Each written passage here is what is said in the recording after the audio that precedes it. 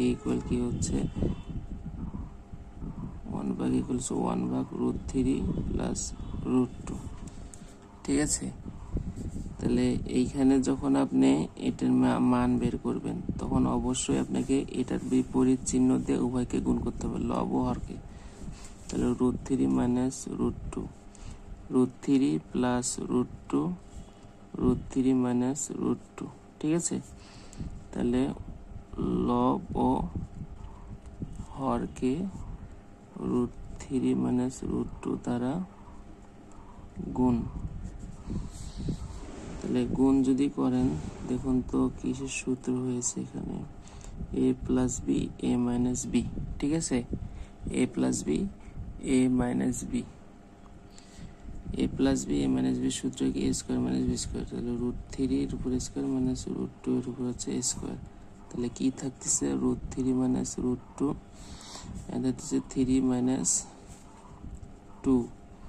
তাহলে হচ্ছে কি √3 মাইনাস √2 মানে কি এটা 1 থাকে, 1 তো নিচে লিখলে হয় না লিখলে হয়। হ্যাঁ, তাহলে আমরা এটার মান পাইলাম এটা।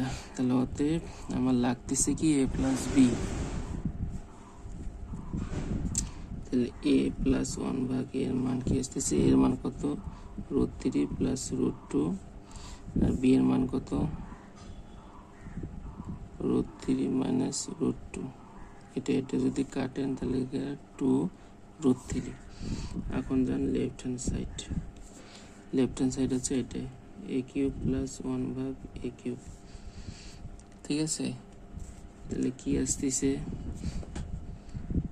a plus 1/a whole cube minus 3 into a into 1/a, a plus 1/a। তাহলে এটার মান কত 2√3, 2√3 হোল কিউব মাইনাস এটা যদি কাটেন 3 ইন্টু 2√3, এটা দিয়ে এটাকে যদি গুণ করেন 8, আর √3 3বার গুণ করলে কত হবে এখন দেখি। √3 3বার যদি গুণ করেন তাহলে হচ্ছে 8 ইন্টু